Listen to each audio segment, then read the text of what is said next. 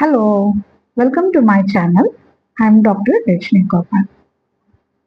മോചനം മൂലമോ ഭർത്താവ് മരിച്ചു പോയതുകൊണ്ടോ ഒറ്റക്കാവുകയും പിന്നീട് മക്കൾക്ക് വേണ്ടി മാത്രം ജീവിക്കുകയും ചെയ്ത ഒരുപാട് അമ്മമാർ നമുക്ക് ചുറ്റുമുണ്ട്. ഇന്ന് അവരെ കുറിച്ചിട്ടാണ് ഞാൻ സംസാരിക്കുന്നത്. പൊതുവെ ചെറുപ്പകാലത്ത് തന്നെ ഭർത്താവ് മരിക്കുകയോ ഉപേക്ഷിക്കപ്പെടുകയോ എല്ലാം ചെയ്താൽ ആളുകൾ സ്ത്രീകളോട് പൊതുവെ പറയാറുള്ളത് മക്കളെ നോക്കി അവരെ വളർത്തി വലുതാക്കുക, അതാണ് ഇനിയുള്ള നിങ്ങളുടെ ജീവിതമെന്ന്. ചില ആളുകൾ സ്വമനസ്സാലെ ആ തീരുമാനം ഏറ്റെടുക്കാറുണ്ട്. കുറച്ച് ചിലർ പുനർവിവാഹിതരാകാറുണ്ട്. ഭൂരിപക്ഷം പേരും മക്കളുടെ പഠനത്തിനു വേണ്ടി, അവരുടെ നല്ല ഭാവിക്ക് വേണ്ടി പഠിപ്പിച്ച് നല്ലൊരു നിലയിലാക്കണം, അതാണ് ഇനി എൻ്റെ ജീവിത ലക്ഷ്യം എന്നുള്ള രീതിയിൽ വളരെ കർത്തവ്യബോധത്തോടു കൂടി ആ ഒരു തീരുമാനത്തിൽ എത്തിച്ചേരും. ഇനി ഒരു വിവാഹമില്ല, ഇനിയുള്ള ജീവിതം മുഴുവനും മക്കൾക്ക് വേണ്ടി മാത്രമാണ് എന്നുള്ള രീതിയിൽ. അങ്ങനെ എടുക്കുന്ന സ്ത്രീകൾ ഒരുപാട് ബുദ്ധിമുട്ടുകൾ സാമൂഹികമായും സാമ്പത്തികമായുമുള്ള ഒരുപാട് ബുദ്ധിമുട്ടുകൾ തരണം ചെയ്യപ്പെടേണ്ടതുണ്ട്. പൊതുവെ സാമ്പത്തിക ഭദ്രതയില്ലാത്ത കുടുംബങ്ങളാണെങ്കിൽ ജീവിതത്തിന്റെ രണ്ടറ്റം കൂട്ടിമുട്ടിക്കാൻ ഉള്ള ഒരു മരണപ്പാച്ചിലായിരിക്കും പിന്നീട് ഉണ്ടാവുന്നത്. രാവിലെ മുതൽ വൈകുന്നേരം വരെ ജോലി ചെയ്യുക, കുട്ടികളെ വളർത്തുക, കുട്ടികളുടെ കാര്യം ശ്രദ്ധിക്കുക, അവർക്ക് ഒരേ സമയം അച്ഛനും അമ്മയും ആകേണ്ടതുണ്ട്. അങ്ങനെ ഒരുപാട് ബാധ്യതകളുടെ ചുറ്റുവട്ടത്ത് നിൽക്കുമ്പോൾ അവർ പതുക്കെ അവരുടെ സ്വപ്നങ്ങൾ, മോഹങ്ങൾ എല്ലാം മറന്നു തുടങ്ങും. കുട്ടികൾക്ക് മാത്രമായിട്ട് ഉള്ളൊരു ജീവിതമായിട്ട് അവര് കുട്ടികൾക്കും ചുറ്റുമുള്ള ഒരു ജീവിതം മാത്രമായിട്ട് ഒതുങ്ങിപ്പോകും. അമ്മമാർ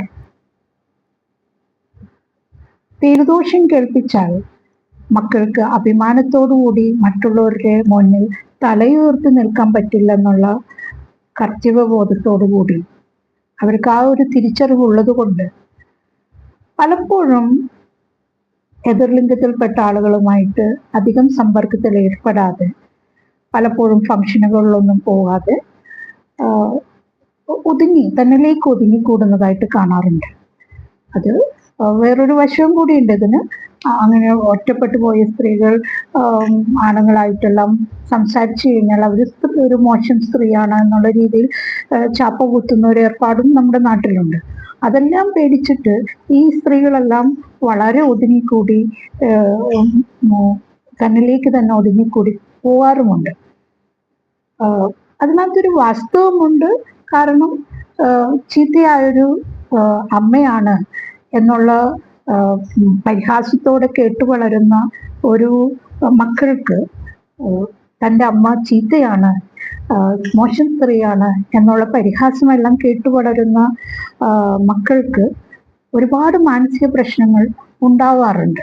അപ്പോൾ അതെല്ലാം മുമ്പേ തന്നെ മനസ്സിലാക്കി ആ ഒരു അവബോധം മിക്കവാറും അമ്മമാർക്കുണ്ട്. അതുകൊണ്ട് അവർ വേറെ ഒരു കാര്യങ്ങൾക്കൊന്നും പോകാതെ ഇടപെടാതെ മക്കൾക്ക് വേണ്ടിയിട്ട് ഒരുപാട് ത്യാഗം സഹിച്ച് അവരുടെ മോഹങ്ങൾ, ലൈംഗികത എല്ലാം അടക്കി വെച്ച് അവർ ജീവിക്കുന്നത്. അപ്പോൾ ഒരു ജീവിതം അങ്ങനെ അങ്ങ് എരിഞ്ഞിടങ്ങുകയാണ് മക്കൾക്ക് വേണ്ടിയിട്ട്.